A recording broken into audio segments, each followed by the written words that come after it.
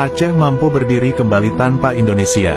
Aceh disebut sebagai pusat peradaban Islam tertua di Asia Tenggara karena peran historisnya sebagai titik masuk dan penyebaran Islam ke seluruh Nusantara.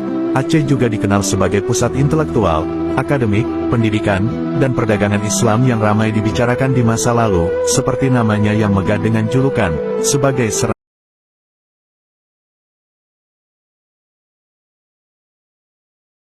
hours driving, and confident that we didn't attract suspicion and surveillance, we finally make our connection with the rebels on a quiet country road.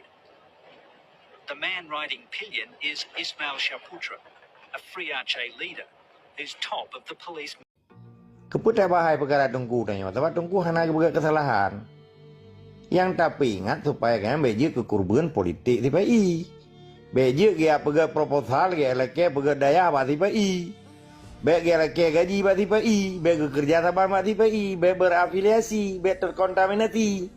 Nyanda pegah hati urokan dia pegah kesalahan. Indonesia sudah dijajah kembali oleh Belanda.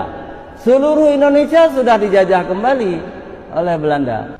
Tapi ada sebuah provinsi, Aceh, tidak mampu dijajah kembali oleh Belanda.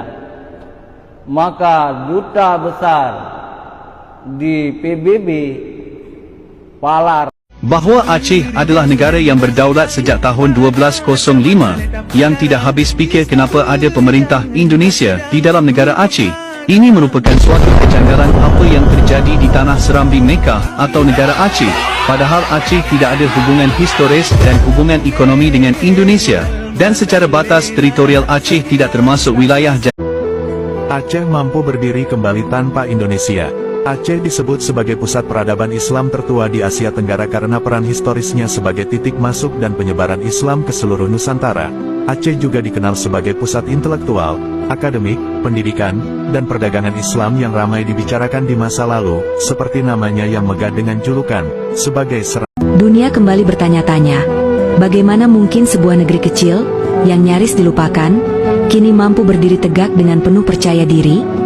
Jawabannya terletak pada semangat kolektif rakyat Aceh, yang dipersatukan oleh sejarah panjang dan kepemimpinan yang visioner. Muzakir Manaf membawa Aceh keluar dari bayang-bayang konflik, dari sekadar daerah pinggiran.